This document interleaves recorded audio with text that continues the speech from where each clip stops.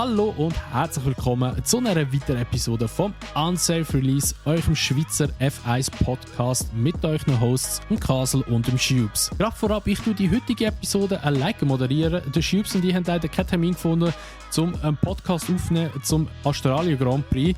Ich hoffe, ihr fühlt euch gleich gut unterhalten. Der technische Teil fällt jetzt leider ein bisschen weg, weil für da ist ja der Schubs bekannt, dass er so mehr das Technische besser weiß als ich. Er wird aber das nächste Mal sicher wieder dabei sein. Grüße gehen raus an ihn. Und ja, ich wünsche euch viel Spaß bei dieser Episode und eine gute Unterhaltung.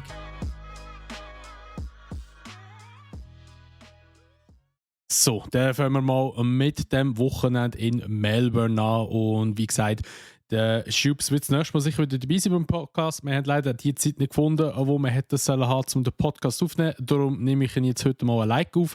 Versuche den aber relativ zu kurz zu halten, dass es nicht allzu lang wird, weil ich glaube, wenn nur einer redet, ist der ganze Podcast nicht so spannend, wie wenn zwei reden. Darum würde ich sagen, wir gehen mit einem Schnelldurchlauf durch das ganze Wochenende durch. Ja, wir starten mit dem Freitag. Das FP1 hat dort mal angefangen und ja, das ganze Training war eigentlich überwiegend ruhig gewesen. Also Teams haben ihre Tests gemacht, um zu schauen, welche Strategie ist die beste. Sie haben sich natürlich zuerst mal noch mit dem neuen Asphalt zurechtfinden, haben sich noch ein bisschen mit dem anfreunden sozusagen. Plus hat natürlich auch die neue Strecke. Also Melbourne ist ja umgebaut worden.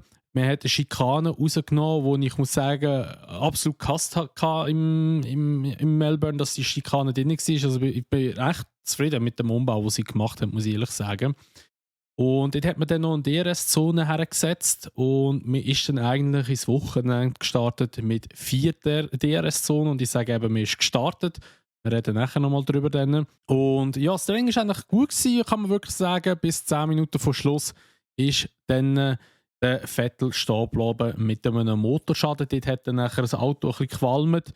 Nachher ist er dann rechts hergefahren zu einem Streckenposten, wo die Marshals gestanden sind.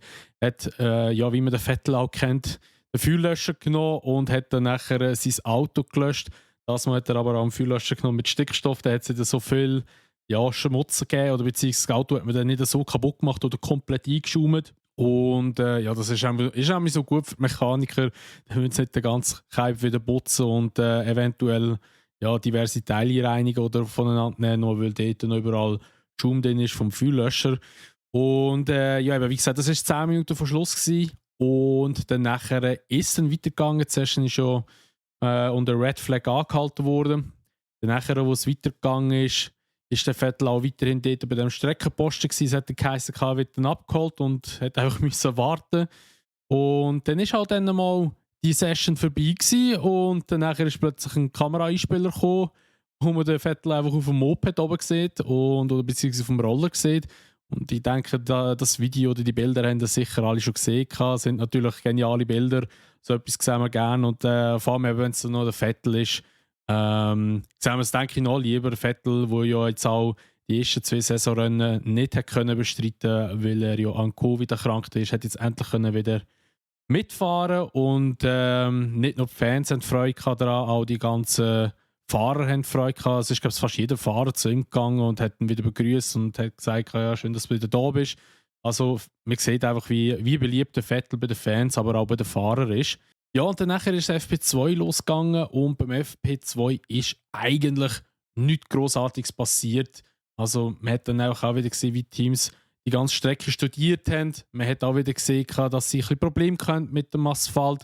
Lustigerweise, was man auch noch erwähnen muss, das ist jetzt mal das erste Wochenende. Also ich mag mich nicht besinnen, muss ich ganz ehrlich sagen. Ich mag mich wirklich nicht daran erinnern, dass das schon mal geht. Aber es war so gewesen, dass Pirelli den C5-Reifen gegeben hat, also den ganz weichen Reifen, plus dann nachher den C3 und den C2. Also man hat eigentlich den C4, der noch eigentlich dazwischen wäre, hat man nicht mitgenommen. Und das ist eigentlich meines Wissens noch nie so vorgekommen, aber eben, ich kann mich täuschen, also darum tue ich mich jetzt nicht darauf festnageln. Also es kann auch gut sein, dass das schon mal geht, aber ich mag mich wirklich nicht daran erinnern. Normalerweise ist es immer so, dass man eigentlich, wenn man den C5 nimmt, den C4 mitkommt und den C3 und nicht, dass man noch einen rauslässt. Aber ich kann mir gut vorstellen, dass halt eine neue Strecke ist, plus auch die Differenz vom Soft zum Medium eigentlich immer so war, dass eigentlich der Medium besser war als der Soft. Ich denke, ja, vielleicht geht man dann einfach auf noch eine weichere Stufe, dass man dann wirklich schnell ist mit dem.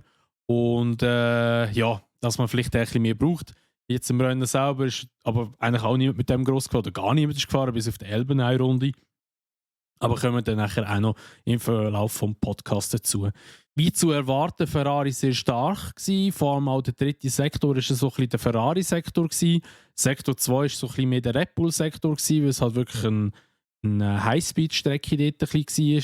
Und der erste Sektor war eigentlich so ein bisschen ein Gemisch von beiden Teams. Also je nachdem, wer gut gefahren ist oder einen guten Sektor verwünscht hat, hat er nachher auch wirklich eine gute Zwischenzeit herlegen können. Aber man hat schon ein bisschen vorab gesehen, dass das wahrscheinlich mehr so ein Wochenende wird sein für Ferrari. Also auch im FP1 Sainz sehr stark und auch im FP2 ist das Sainz eigentlich auch dabei gewesen. Und ja, dann nachher ist eigentlich der Tag schon mal so zu Ende gegangen. Und dann nachher ist das FP3 losgegangen. Am nächsten Tag, am Samstag. Und dort hat es dann wieder einen Zwischenfall gegeben mit dem Vettel. Der Vettel ist eingeschlagen und hat das Auto kaputt gemacht. Und auch der Stroll hat das Auto in der Werkstatt lassen und hat es dann nachher reparieren aufs Qualifying. Und ja, dort ist dann nachher ein bisschen losgegangen. Also gerade Samstag ist ein sehr, sehr stressiger Tag, sage ich jetzt mal, für Aston Martin. Da muss man auch noch dazu erwähnen, der Vettel hat ja noch einen Bus bekommen. Das ist eigentlich dann von Freitag auf Samstag, also in der Nacht ist das bekannt gegeben worden. Vettel hat einen Bus bekommen von 5'000 €, weil er mit dem Roller auf der Strecke gefahren ist und das eigentlich nur mit der Genehmigung von der FIA machen. Und wie die Situation zustande kam, ist eigentlich recht lustig. Und zwar hat das eigentlich gerade ein Marshall abklären, ob er mit dem Roller auf der Strecke zurückfahren darf. Und eigentlich wäre auch der Plan gewesen, dass ein Marshall noch hinten drauf hockt, aber der Vettel ist einfach drauf gehockt und losgefahren. Und eben haben wir, wie gesagt, die Bilder dann gesehen. Und ja, weil er die Sondergenehmigung nicht bekommen hat, hat er dann nachher eigentlich die Strafe bekommen von 5'000 €. Und ja, ich sage jetzt mal, für den Vettel ist jetzt das nichts. Ne? Also, man hat auch geschrieben, das ist, für uns wäre das wahrscheinlich etwa 5 Rappen umgerechnet. Und für den Vettel sind 5'000 € etwa 5 Rappen für uns. Also eben, für ihn ist das gar nicht, muss ich sagen. Ich finde es einfach ein bisschen schade, dass das halt so etwas bestraft wird. Klar, man sollte es nicht machen. Rein halt, ja, wie soll ich sagen, es ist, Sicherheitsaspekt ist natürlich auch immer, ist ja klar, man weiß halt nie, ist noch etwas auf der Straße. Und wenn jetzt, ich meine, das Medical Car oder das Safety Car ist ja noch hinten nachgefahren dort. Ich meine, wenn das nicht informiert worden wäre und ja, in einer Kurve in ein Safety Car hinten angeschossen wäre, hätte das auch böse enden. Also man muss natürlich immer so Sachen auch ein bisschen in Aspekt ziehen oder ein bisschen halt in Betracht ziehen. Dass so etwas könnte passieren, klar reden wir da natürlich von einem Fall von 1 zu weiss ich wie viel. Aber eben, es hat auch schon viele Unfälle gegeben, die schlimme Folgen hatten, wo wir auch damit gerechnet haben, ja, das passiert 1 zu weiss ich wie viel, also sehr selten und es ist gleich passiert. Also darum kann ich nachvollziehen, ist schade, aber ja, eben, wie gesagt, wir gehen mal weiter zum Samstag. Am Samstag ist es dort auch ja, drunter und drüber gegangen bei Aston Martin. Die haben dort müssen Auto reparieren und sind dort schon ja, ein bisschen, sage ich mal, ein bisschen schwitzen gekommen. Die haben dort schon müssen ein bisschen pressieren, dass sie ihr Auto haben können wieder auf die Strecke bringen oder beide Autos können auf die Strecke bringen. Den Stroll haben sie ja eigentlich sozusagen fertig gebracht, aber er ist halt auch relativ spät nach Hause gekommen. Und dann hat es eigentlich ja, schon mal eine erste sehr, sehr kuriose Situation gegeben. Und zwar ist es so gewesen, dass der Latifi ganz links gefahren ist und hat eigentlich den Stroll vorbeigelassen. Der Stroll ist eigentlich auch von der Zeit her so ein bisschen auf einer Outlap gewesen. Also der Latifi hat wahrscheinlich die Anweisung bekommen, hey, hinter dir ist dann nachher ein schnelles Auto, gang auf die Seite. Und der ist dann auf die Seite gegangen und dann nachher hat dann nachher irgendwie den Stroll abbremst. Also hat dann einfach wahrscheinlich seine Runde aufgegeben oder hat dann einfach wahrscheinlich noch mal eine weitere Outlap machen dann. Und dann hat sich natürlich der Latifi gedacht, ja easy, dann ziehe ich jetzt mal vorbei, weil ja, ich wollte natürlich nicht das Auto vor mir haben, wenn ich auf meiner Qualifying Lap bin, ist ja logisch. und hat dann nachher rechts vorbeigehen und der Stroll hat dann in die Rückspiegel geschaut und hat dann auch rechts übergezogen und hat dann nachher mit seinem vorderen rechten Rad im Latifi sein hintere linke Rad getutscht und Latifi hat sich gedreht und noch zusätzlich in die Wand rein und hat ja, den ganzen Karren zerlegt. Sehr, sehr bittere Geschichte für den Latifi. Er ist einmal noch eine schnelle Zeit gefahren. Der Lance Stroll hingegen gar nicht gefahren. Und das hat dann nachher eine rote Flagge gegeben. Von der Schuldzuweisung muss man schon klar sagen, es ist unglücklich gewesen, die Situation. Aber man muss schon sagen, dass die Schuld da schon wesentlich eher beim Stroll war und nicht beim Latifi, muss man ganz klar sagen. Darum eigentlich die Entscheidung von der FIA oder der Penalty, die ausgesprochen wurde, ist schlussendlich gegen den Lance Stroll, hat ja 3 Plätze bekommen. An der Startaufstellung ist er hintergefallen. Also ja, ist verdient gewesen, obwohl das eigentlich unrelevant war, weil er hat ja keine Zeit gefahren, ist sowieso auf P20 gewesen, hat 3 Plätze bekommen, ist aber von P19 gestartet, schlussendlich. Weil der Alex Albon noch disqualifiziert wurde. Also sehr, sehr kurios gewesen dort. Jedenfalls hat durch die rote Fahne einer profitieren und das ist der Sebastian Vettel gewesen. Weil es hat lange so ausgesehen, als würde es nicht lange für einen weiteren Run und die Zeit ist über 2 Minuten stehen geblieben. Und danach ist er dann rausgekommen noch. Er konnte noch eine Runde fahren, aber logischerweise sehr, sehr wenig Zeit in der Practice gehabt. Und ja, allgemein hat, ich meine, er ist jetzt das ist sein erste Rennwochenende mit den neuen Autos, hat nur einen Testtag in Bahrain, wo er ein bisschen gefahren ist und auch natürlich in Barcelona. Und er hat natürlich halt doch wesentlich weniger Runden in den Autos verbracht als jetzt die anderen Fahrer. Und das hat man natürlich auch an diesem Wochenende gesehen. Zudem ist er dann nachher noch in der Pitlane geblitzt worden. Und zwar mit 85 km/h plus minus, glaube ich. Und hat dort auch nochmal 600 € Strafe bekommen. Also für den Vettel ein absolutes verkorkstes Wochenende bis dahin schon. Also vor allem ein teures Wochenende. Gut, wobei eben, wie gesagt, für ihn wahrscheinlich weniger, aber in Summe doch ein Betrag. Und ja, danach ist es weitergegangen. Ist Q2, also beziehungsweise wir können noch schnell sagen, da, wer alles rausgefallen ist. Im ersten Q1, das ist einerseits eben der Lance Stroll gewesen, der Latifi ist rausgefallen, Vettel ist rausgefallen, Magnussen ist draussen gewesen und der Albon ist draussen gewesen. Der Mick Schumacher hat es weiter geschafft, der ist ja dann nachher noch ins Q2 reingekommen. Und ja, allgemein noch zu Haas, wenn wir schon gerade beim Mick sind.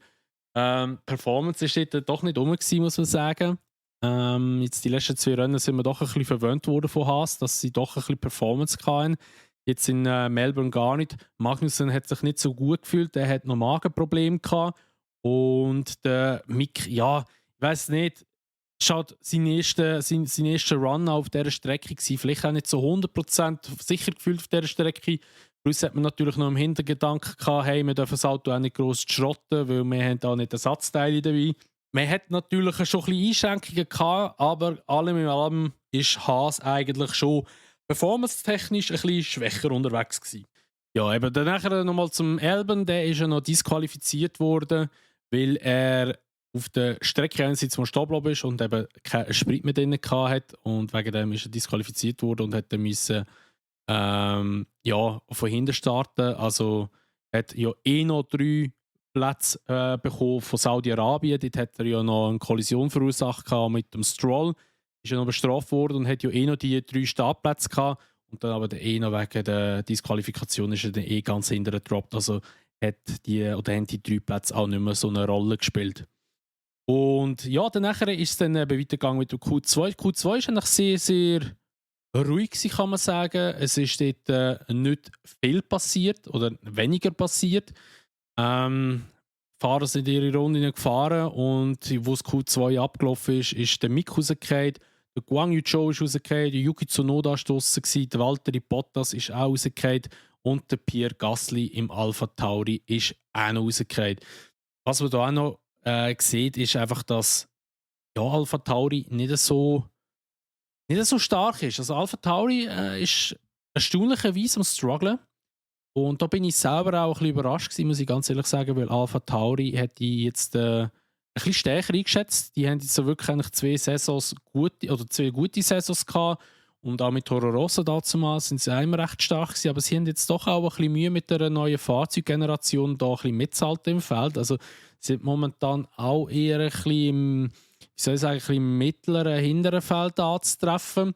Es kann natürlich gut möglich sein, dass das halt auch sehr, sehr streckenabhängig ist, dass halt der Alpha Tauri wirklich nur auf schnellen Strecken gut funktioniert und weniger halt so ein bisschen 90 Grad Kurven innen. Dort sind die Autos halt doch ein bisschen anfälliger wegen weniger Downforce, wo halt ja, jetzt nicht mehr über das Auto reingeht, sondern halt unter dem Auto durchgezogen wird und das hat ist aber eine gewisse Geschwindigkeit richtig funktioniert. Und ja, ich weiß nicht. Mal schauen, wie sich das dort noch weiterentwickelt bei Alpha Tauri. Ich würde es auch mal wünschen, dass die auch noch ein bisschen weiter vorne wieder mitfahren können. Und ja, wer weiter vorne hätte können sicher mitfahren, ist der Fernando Alonso in seinem Alpine. Also allgemein muss man sagen, ich bin sehr überrascht von Alpine, wie gut die Performance ist. Also Alpine hat ja zwar auch gesagt, dass sie eher auf Leistung setzen als auf Zuverlässigkeit. Und ja, man hat es halt wieder ein bisschen gemerkt bei Alpine, dass dort halt doch die Zuverlässigkeit nicht so gut ist. Klar haben sie, oder zwar haben sie den Speed gehabt im Qualifying, sie sind gut dabei gewesen. Also der Alonso ist wirklich auf einer sehr schnellen Runde im Q3. Top-Zeit gefahren im ersten Sektor, nur irgendwie ein Hundertstel langsamer gewesen als der Leclerc. Im zweiten Sektor absolut die beste Zeit gefahren von allen Parteien, die mitgefahren sind im Q3. Und dann nachher ist er dann im dritten Sektor abgeflogen. Und zwar hat er ein Hydraulikproblem bekommen und hat dann nachher nicht mehr abschalten können. Gerade in der Kurve. Normalerweise fährt man die Kurve, wo er rausgeflogen ist im dritten Gang. Ich weiß leider die Nummer nicht oder welche Turn das war. Das ist auch die Kurve, die frisch auch umgebaut wurde, die wirklich einen 90-Grad-Winkel hatte. Dort ist er ja im vierten Gang reingefahren statt im dritten. Und wenn man halt im dritten Gang durchfährt, greift halt noch ein bisschen die Motorbremse, was er halt dann nachher nicht hatte, logischerweise im vierten Gang rein. Und dann hat es halt über die Vorderachse geschoben und ist dann nachher ins Käse raus und dann nachher in die Bande reingedonnert. Ja, und dann kann man sagen, hat der andere Spanier rausgehauen. Und zwar rede ich hier von Carlos Sainz, der hat gerade seine Runde beenden, seine schnelle Runde beenden und dann ist gerade die rote Fahne vom Alonso reingekommen und dementsprechend ist seine Runde nicht mehr gezählt worden.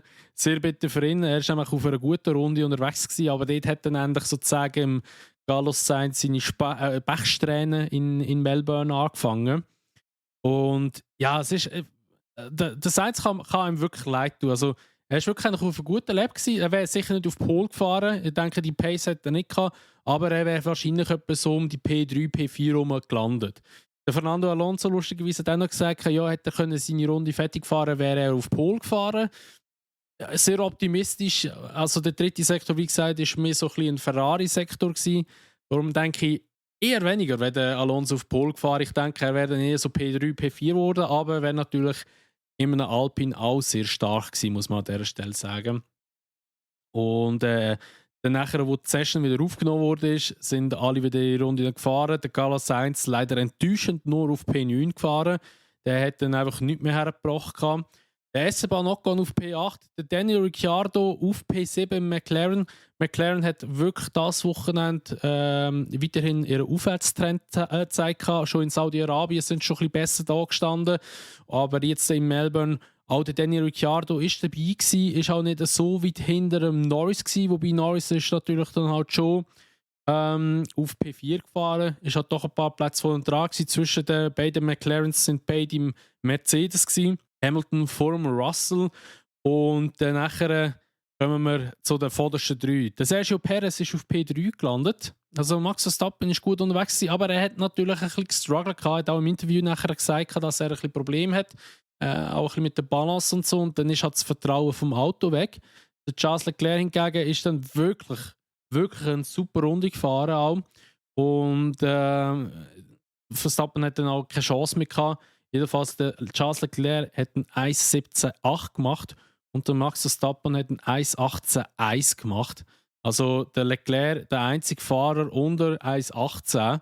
Und das ist schon heavy. Also wirklich eigentlich mit 4 Zehntel, kann man sagen, schneller. Also fast eine halbe Sekunde schneller als der Verstappen.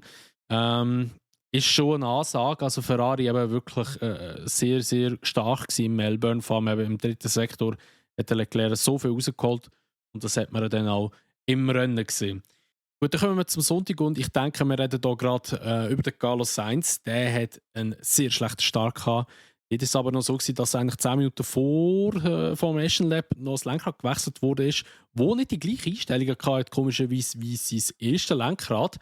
Normalerweise werden die Lenkräder, also das Ersatzlenkrad und das Hauptlenkrad, sage ich jetzt mal, immer gleich oder eingestellt, dass eben halt, wenn man es muss wechseln, dass das genau gleich ist von der Kupplung, alles drum und dran. Komischerweise ist das nicht gemacht worden. Dementsprechend hat der Carlos Sainz einen sehr, sehr schlechten Start gehabt und ist weit hintergefallen. Man hat es noch gemunkelt, es ist wegen der Harz, ist es aber nicht gewesen. Es ist, hat er auch nachher gesagt, wirklich wegen dem Lenkrad. Und danach war eigentlich der Start noch.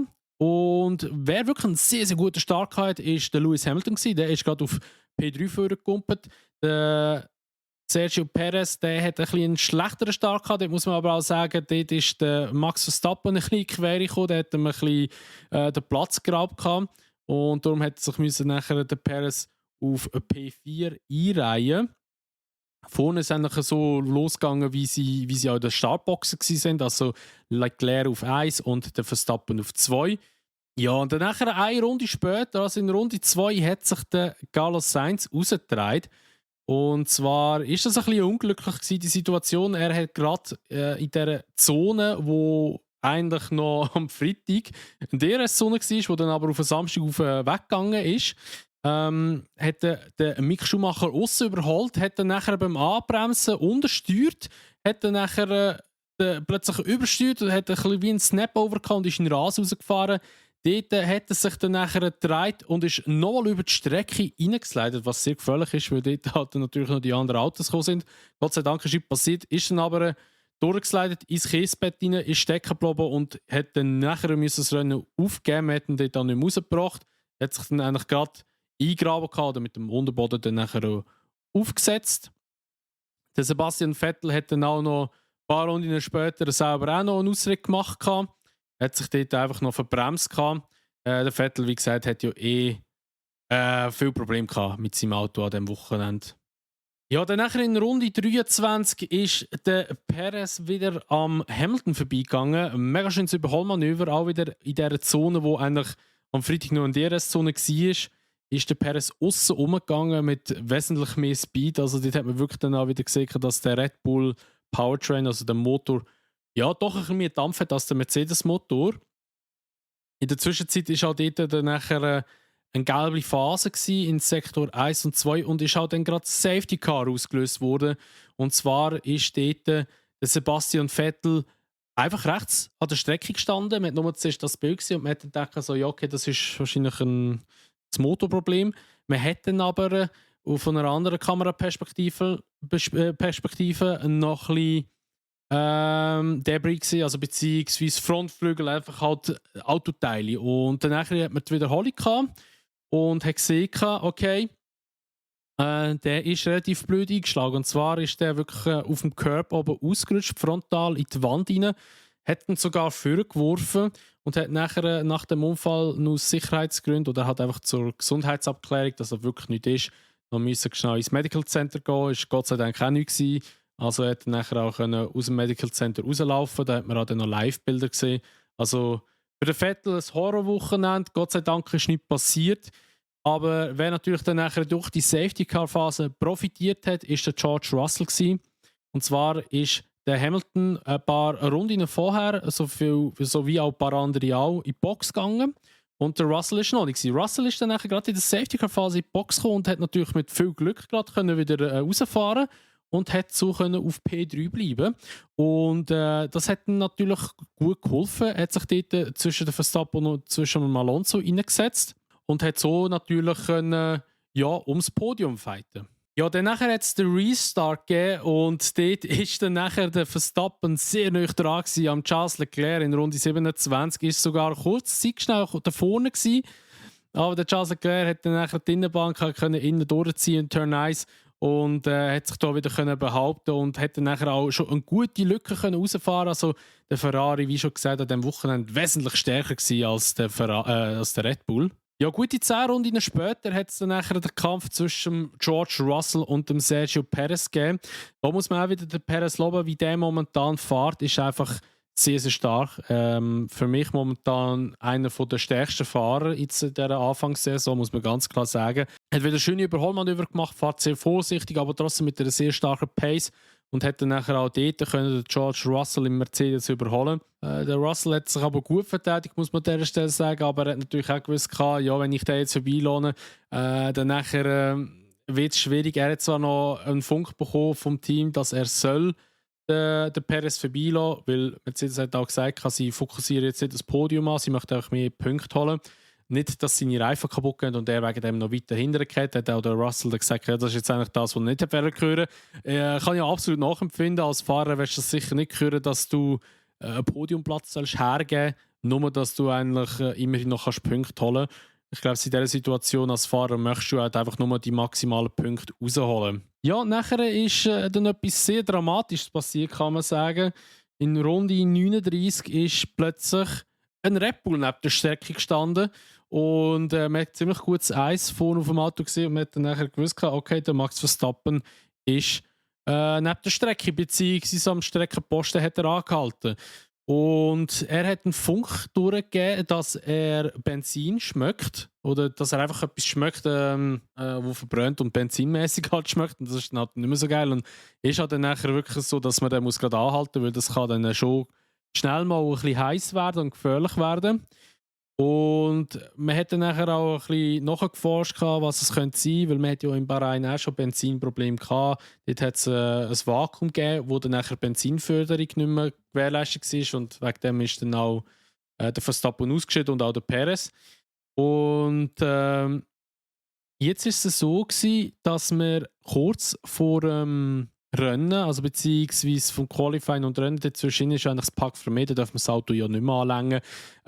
Es gibt aber schon hier und da gewisse Lücken von diesem Pack vermeiden, wo man kann Änderungen machen kann, halt Sicherheitsaspekte und das darf man natürlich immer machen. Und dort hat Red Bull einen Kabelbaum am Tank gewechselt und eventuell, also das ist jetzt natürlich nur Vermutung, das ist jetzt noch nicht definitiv, eventuell geht man davon aus, dass es dort irgendwo ein Problem gibt. Also das ist jetzt der Stand 10.04.14.00, wo jetzt das Ganze aufgenommen wird, oder Podcast. Also es kann sein, dass im Verlauf des heutigen Abend schon bekannt gegeben wurde, an was das es war oder an was das Problem war oder vielleicht im Verlauf der nächsten Woche. Also je nachdem, wenn ich den Podcast höre, ist dann nachher schon der Fehler bekannt. Aber wie gesagt, da hat man eigentlich noch keine genaue Angabe, was es war. Jedenfalls sehr bitter für den Verstappen, für ihn natürlich auch eine absolute Katastrophe, weil er ist eigentlich auch wieder ein Fahrer, der um die WM kämpfen will. Hat so natürlich wieder einen Nuller heimgebracht. In Bahrain schon einen Nuller. In Saudi-Arabien hat er immerhin gewonnen. Aber ja, es ist für Red Bull momentan nicht so rosig. Also man sieht, dass es nicht bringt, dass man Autos hat, die schnell sind. Wenn die Zuverlässigkeit nicht stimmt, fährt man nicht heim und holt keinen Punkt. Das ist halt einfach so. Darum Red Bull muss unbedingt die Zuverlässigkeit vom Motor in den Griff bekommen, dass sie da auch wirklich um die WM mitkämpfen können. Momentan, eben wie gesagt, sieht es nicht so danach aus, dass sie da wegen der Zuverlässigkeit könnten mitkämpfen. Da sieht Ferrari wesentlich stabiler aus und auch natürlich Mercedes, weil der George Russell hat natürlich durch das können profitieren. Er ist ja durch das Überholmanöver von Perez auf P4 wieder hintergekehrt, aber weil ja dort nachher der Verstappen rausgefallen ist er natürlich vorgespült worden und ist auf den P3 gekommen und aufs Podium wieder gekommen. Kann man jetzt natürlich auch sagen, ja, durch Glück, ja, aber der Hamilton hat ja auch schon ein paar Mal Glück gehabt. Und danach hat es auch noch ein bisschen Rennaction gegeben im Mittelfeld. Der Stroll hat recht viele Fahrer aufgehalten. Der hat auch Probleme mit der Reifen und Graining. Er hat ja sogar noch eine Zeitstrafe bekommen von 5 Sekunden. Und der Valtteri Bottas hat auch wieder profitieren. Der ist ein bisschen vorgespült worden auf P8. Und welcher Fahrer das man wirklich muss loben oder welches Team das man muss loben, ist Williams. Also der Albon auf P20 gestartet mit der Grid-Penalty, ist er dort hinten losgefahren. Oder wegen einer Disqualifikation ist er dort hinten losgefahren und fährt auch auf P9 führen. Hat 57 Runden auf den Harz absolviert und ist dann nachher auf die Softs gegangen für eine Runde, weil ja laut der Regeln musst du einfach 2 verschiedene Reifenmischungen eigentlich gefahren haben im Rennen. Einfach, dass sie das erfüllt haben, sonst wäre wieder eine Disqualifikation gekommen. Das haben sie so gemacht und ist einfach auf P10 nachher gelandet. Also sie haben noch einen Punkt geholt. Also da muss man auch sagen, ein dickes Lob an die Strategie von Williams. Sehr riskante Strategie. Da hat natürlich auch ein bisschen der Stroll mitgeholfen, muss man ganz klar sagen. Aber es ist schön zu sehen, dass Williams jetzt auch noch einen Punkt geholt hat. Das einzige Team, das jetzt keinen Punkt geholt hat, bis jetzt in dieser Saison, ist Aston Martin. Aber ich denke, auch da werden die eigentlich schon Punkte holen. Aber man sieht auch wirklich jetzt hier, dass halt eben die neue Fahrzeuggeneration, das neue Binnenlandfahren wirklich funktioniert. Also eben gerade dort im Mittelfeld, wo der Stroll und die beiden Haas drin waren. Wer ist noch drin? Alpha Tauri ist noch drin. Der Alonso ist auch noch drin. Also man sieht dort einfach, die können nicht binnen fahren. Es hat immer kleine Battles gegeben. Und es funktioniert einfach. Also niemand hat sich beklagt wegen Dirty Air oder hat müssen abreißen oder so. Und das macht Lust auf mehr. Und ich denke auch, das werden wir jetzt immer mehr und mehr auf der weiteren Strecke sehen, wo auch Überholen schwierig ist. Der Albert Park ist eigentlich eine Strecke, wo man nicht kann überholen oder eigentlich ein Überholverbot gilt, weil es einfach so schwer ist dort. Aber es hat doch geklappt jetzt und das macht schon Lust auf mehr. Und ich denke auch, es wird funktionieren. Und ja, wenn wir jetzt noch ein Klassement durchgehen, wir haben den Charles Leclerc, der wirklich souverän und absolut verdient das Rennen gewonnen hat in Melbourne. Also auch mit einem riesen Abstand von 20 Sekunden vor dem Perez ins Ziel gekommen. Also absolut dominiert hat er das Rennen. Hat noch am Schluss die schnellste Runde geholt. Hat ja auch noch durchgefunkt, ob er überhaupt noch mal eine schnelle Runde fahren darf, weil er die Befürchtung hatte, dass er den einen Punkt noch an Red Bull verliert, an Perez. Er hat aber auch Ferrari gesagt, ja, nein, du musst nicht mehr fahren, es ist gut. Wir denken es lange, dass wir nicht davon aus, dass Red Bull jetzt noch schnell eine Runde fährt. Ist am Schluss aber gleich noch mal eine schnelle Runde gefahren. Perez auf P2, Russell auf P3, der Hamilton auf P4. Der hat sich dort ein bisschen beklagt, dass er eben halt jetzt in einer blöden Situation drin ist. Aber ich denke auch, da muss man den Hamilton ein bisschen in Schutz nehmen. Klar haben jetzt auch wieder viele gesagt, ja, der heult gerade, weil er ja, hinter dem Russell ist und er kann halt nicht verlieren. Aber ich glaube, aus seiner Perspektive hat man dann halt einfach ihn zu früh in die Box hineingenommen und als Fahrer siehst du halt immer im ersten Moment ein bisschen anders. Er hat sich dann auch schon auf Instagram auch noch am Team bedankt und hat auch nochmal dem Russell gratuliert für sein erstes Podium für Mercedes. In seiner Karriere ist das zweite Podium. In Belgien ist er ja dort auch letztes Jahr noch aufs Podium gefahren, sozusagen, weil das Rennen eigentlich nicht stattgefunden hat, aber er hat ja eine gute Qualifying-App gehabt. Ja, jedenfalls P5, der Norris, P6 Ricciardo. Also McLaren wirklich ein starkes Comeback gehabt seit Bahrain. Wie gesagt, der Aufwärtstrend ist da. Hoffen natürlich für das Team, dass es auch weiterhin so bleibt. Weil McLaren muss meiner Meinung nach vorne mitfahren. Ich würde es mir wünschen, wenn sie auch mal gleich mit den Top-Teams ein bisschen mitfighten. Aber ich denke, das Jahr wird es eher unwahrscheinlich sein. Ich denke, da werden es einfach ja, mit Alpine so um den Best of the Rest-Titel kämpfen. Dann nachher haben wir den Ocon auf P7, auch wirklich auch wieder ein gutes Rennen gefahren. Der Ocon ist eigentlich gar nicht groß aufgefallen im Rennen. Der ist eigentlich so schleichend mitgefahren, aber gleiche Punkte reingekommen. Bottas P8 wieder für Punkte geholt für Alfa Romeo und Bottas muss wirklich sagen, also den kann man nur loben. Bottas fährt momentan wirklich sehr stark bei Alfa Romeo. Ich denke, er fühlt sich auch wohl dort und auch gut Schlag mit dem Auto. Man muss auch hier sagen, der Bottas ist, seit er in der Formel 1 ist er noch nie mit einem anderen Motor gefahren als mit Mercedes. Er fährt bei Williams gefahren, wo ja auch Mercedes-Motoren hatte und dann nachher zu Mercedes selber und jetzt bei Alfa Romeo mit Ferrari-Motor und kommt mit dem Auto auch wirklich gut schlagen. Also Bottas wirklich sehr, sehr stark unterwegs. Pierre Gasly ist auf P9 gekommen, der hat noch auch wieder 2 Punkte holen und eben wie gesagt Alex Albon auf P10 und hat den ersten Punkt für Williams geholt und der Jos Capito, das Interview habe ich noch gesehen bei Sky, falls ihr das auch gesehen habt, der hat sich absolut gefreut und hat auch gesagt, dass der Albon für ihn ein sehr, sehr starkes Talent ist. Und für mich auch muss ich wirklich sagen, der Albon absolut wieder verdient in der Formel 1 zu sein. Und ja, wenn wir jetzt auf Gesamtfahrerwertung schauen oder aufs Klassement, ist es sehr spannend. Der Charles Leclerc ist die WM momentan am Anführen mit 71 Punkten und dann kommt der George Russell im Mercedes. Der ist einfach in der gesamten Driver Championship ist der auf P2, weil der wirklich eigentlich in jedem Rennen immer Pünktchen wieder holen konnte. Danach kommt der Carlos Sainz, der Perez, der Hamilton, Verstappen ist nur auf 6. Also gerade eigentlich die zwei WM-Rivalen von 2021 sind einfach auf P5 und 6. Ocon wirklich solid auf dem 7.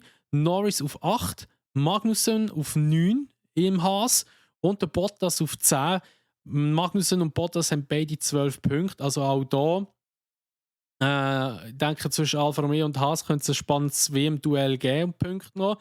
Aber was man noch muss dazu erwähnen wegen dem Leclerc noch, der hat jetzt 34 Punkte, glaube ich, Vorsprung, wenn ich es im Kopf habe. Also abartig viel schon Vorsprung. Also wenn man sich überlegt, der kann sich jetzt schon nach 3 Rennen eigentlich einen kompletten Rennausfall leisten und wäre immer noch Erster.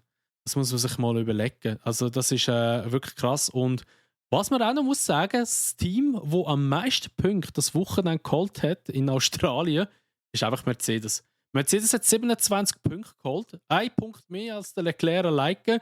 Weil halt einfach bei den anderen Teams immer wieder jemand gefehlt hat. Also eben Sainz war draussen, hat nicht Punkte holen. Verstappen war auch draussen. Bei Red Bull hat auch keine Punkte holen. Also es ist sicher und es bleibt auch sicher sehr spannend, was jetzt da in Zukunft kommt. Und wenn wir noch zu den Konstrukteurpunkten kommen, dort ist Ferrari logischerweise mit 104 Punkten am Gewinnen oder beziehungsweise in Führung. 39 Punkte weniger hat Mercedes, die sind auf Platz 2 immer noch vor Red Bull. Red Bull hat 10 Punkte weniger. Dann kommt McLaren, Alpine, Alfa Romeo, Haas, Alfa Tauri, Williams und eben Aston Martin als Letzte. Ja, das wäre es auch mal so wie gewesen von dem Rennen in Melbourne. Grosse Strafe oder irgendetwas im Nachhinein hat es nicht mehr gegeben. Also da haben eigentlich die Stewards auch mal früher Feierabend machen und auch die Renndirektoren. Und das nächste Rennen in 2 Wochen ist in Imola. Freuen wir uns sehr drauf. Auch eine schwierige Strecke, eine bisschen engere Strecke.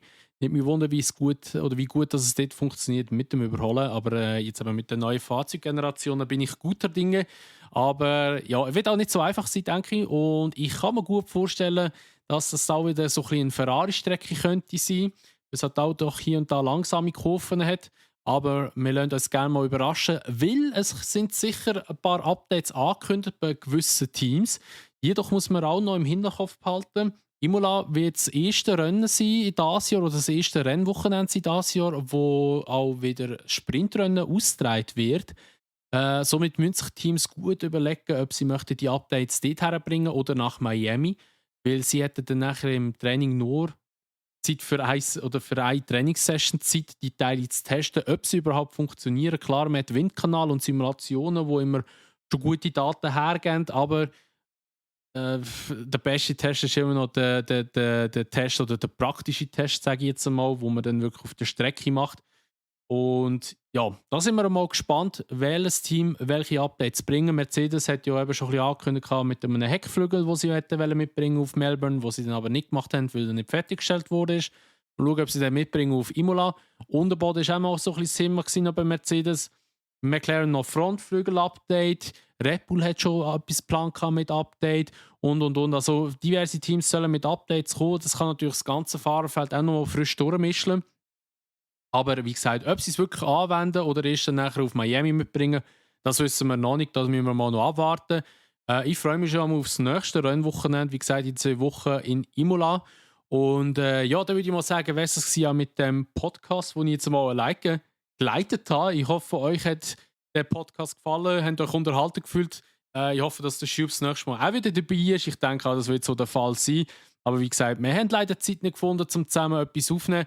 Darum musste ich jetzt halt selber schnell das Mikrofon in die Hand nehmen und einfach einen Podcast machen, weil ich noch diese Woche einen Podcast raushauen zum Rennen in Melbourne. Nächste Woche haben wir wahrscheinlich auch beide nicht mehr so viel Zeit. Darum, ja, tut mir leid, dass er nicht dabei war. Ein Gruß geht natürlich immer raus an Schuss. Hoffentlich bist du nächstes Mal dabei. Ich gehe schon davon aus, dass du dabei bist. Und ja, wie gesagt, ich bedanke mich noch einmal recht herzlich, dass ihr zugelassen habt. Ich wünsche euch ein ganz schönes Tag noch und wir hören uns in der nächsten Episode wieder von Unsafe Release. Und bis dahin, macht's gut und ciao!